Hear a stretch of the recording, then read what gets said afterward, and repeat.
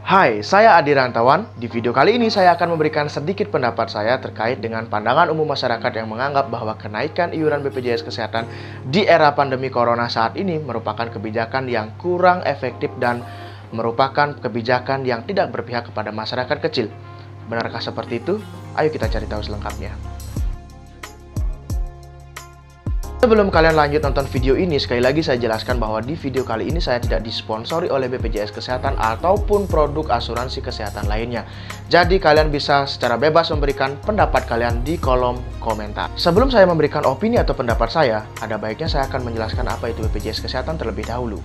BPJS Kesehatan berawal pada tahun 2004 saat pemerintah mengeluarkan Undang-Undang Nomor 40 Tahun 2004 tentang Sistem Jaminan Sosial Nasional atau disebut SJSN.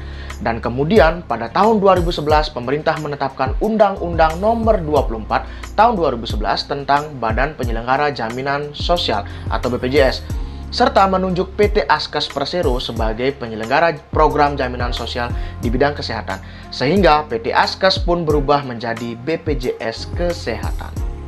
Melalui program Jaminan Kesehatan Nasional Kartu Indonesia Sehat atau JKN KIS yang diselenggarakan oleh BPJS Kesehatan, negara ingin hadir di tengah kita untuk memastikan seluruh penduduk Indonesia terlindung oleh jaminan kesehatan yang komprehensif, adil, dan merata. Semangat yang diusung oleh BPJS Kesehatan adalah semangat gotong royong dan rasa kekeluargaan. Saya ingin memberikan gambaran sebuah celengan yang kemudian di sekitarnya ada 3 orang anak. 3 orang anak ini menabung secara bersama-sama di sebuah celengan tersebut setiap bulannya. Dan ketika suatu saat salah satu dari 3 anak itu sakit, celengan itu dipecahkan untuk membiayai satu orang yang sakit tersebut. Sepertinya seperti itu sederhananya ketika kita ingin menjelaskan apa itu program BPJS Kesehatan. Selanjutnya kita akan masuk dari inti video ini di mana sebagian besar masyarakat menganggap bahwa kenaikan iuran BPJS Kesehatan merupakan sesuatu yang cukup pelik dan sesuatu yang cukup tidak elok ketika terjadi pada saat pandemi Corona saat ini. Lalu, apa pendapat saya terkait hal ini? Mari kita telah sama-sama kenapa pemerintah harus menaikkan iuran BPJS Kesehatan. Saya ingin memberikan sebuah ilustrasi singkat terkait dengan orang yang harus menjalani proses perawatan cuci darah atau hemodialisis. Saya ingin memberikan gambaran kepada kalian semua bahwa satu kali biaya perawatan orang yang dilakukan cuci darah atau hemodialisis kurang lebih di kisaran atau di rentang 1 juta hingga 1.500.000 atau bahkan bisa lebih atau bisa kurang. Jadi intinya rentangnya kurang lebih 1 sampai 1.500.000. Dan ini merupakan nominal yang cukup besar. Bayangkan seseorang yang harus dirawat dengan perawatan hemodialisis atau cuci darah harus dilakukan perawatan kurang lebih selama 2 kali dalam seminggu. Bayangkan berapa jumlah biaya yang dikeluarkan dalam seminggu oleh pasien dengan perawatan cuci darah. Kurang lebih 3 juta rupiah. Itu hanya untuk biaya perawatan.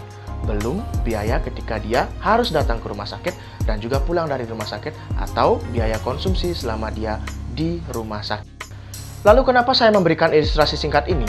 Saya ingin memberikan gambaran kepada kalian bahwa ketika kalian tidak memiliki asuransi kesehatan, maka ketika datang ke rumah sakit untuk menjalani proses dialisis atau hemodialisis atau perawatan cuci darah, maka kalian harus menyiapkan uang dalam seminggu kurang lebih 3-4 juta rupiah. Bayangkan itu dilakukan kurang lebih 2 bulan, 3 bulan, hingga bertahun-tahun. Saya ingin bertanya, berapa rumah, berapa tanah, dan berapa mobil yang sudah kalian jual? Jika seandainya kalian tidak memiliki asuransi kesehatan ketika harus dirawat di sebuah rumah sakit saat menjalani proses hemodialisis atau cuci darah. Lalu sekarang bandingkan dengan orang yang memiliki asuransi kesehatan. Saya tidak ingin berbicara asuransi kesehatan BPJS Kesehatan ataupun asuransi kesehatan lainnya. Tetapi yang ingin saya garis bawahi di sini, ketika kamu memiliki proteksi terhadap dirimu, yaitu asuransi kesehatan, maka kamu bisa menekan biaya yang tadi saya sebutkan. Sekarang kita akan mengalihkan pembicaraan kita kepada BPJS Kesehatan. Bagaimana jika seseorang sudah memiliki asuransi kesehatan BPJS Kesehatan? Apakah dia harus mengeluarkan uang sebanyak itu ketika harus menjalani proses perawatan cuci darah? Tentu tidak.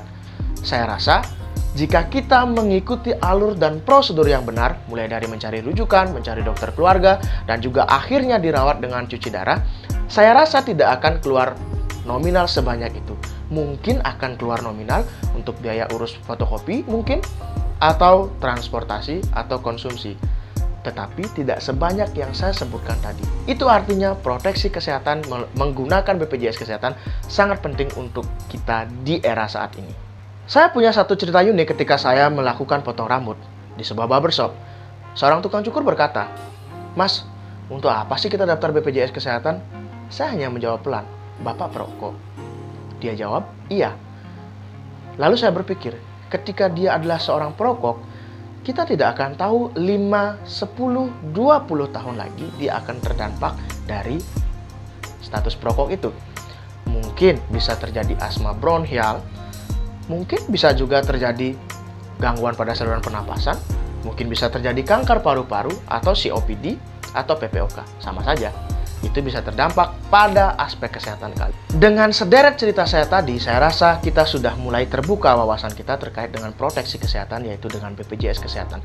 Kenapa saya ingin membahas BPJS Kesehatan? Karena BPJS Kesehatan adalah merupakan salah satu program pemerintah yang bertujuan untuk memberikan proteksi kesehatan kepada seluruh masyarakat Indonesia. Karena saya tahu target dari BPJS Kesehatan adalah tahun 2020 diharapkan adalah Universal Coverage Health, atau semua masyarakat kita memiliki asuransi kesehatan. Ini artinya pemerintah ingin menjamin ketika seseorang sakit, beliau atau orang itu mendapatkan hak perawatan atas dirinya sesuai dengan Undang-Undang BPJS Kesehatan. Lalu, bagaimana BPJS Kesehatan bisa mengcover itu semua jika kalian tidak membayar iuran BPJS Kesehatan? Masih ada yang menganggap mahal. Ayo kita cari tahu lagi sekali. Jika kamu menganggap iuran BPJS kelas 1, kelas 2, dan kelas 3 terlalu mahal, saya ingin bertanya, apakah kamu dari golongan warga miskin?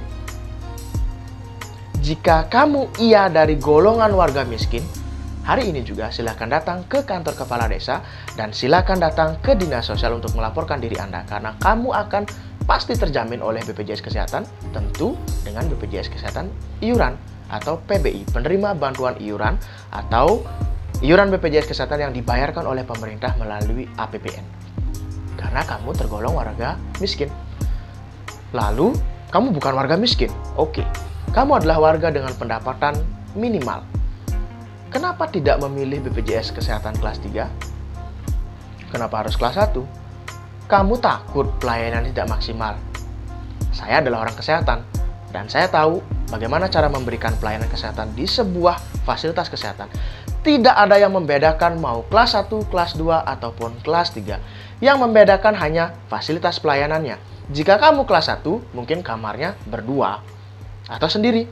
Jika kamu kelas 3, ya kamarnya bisa terdiri dari 4 orang atau 5 orang. Itu tergantung dari iuran yang kalian bayarkan. Tetapi pelayanannya, dokternya sama, obatnya sama, bednya juga sama, infusnya juga sama.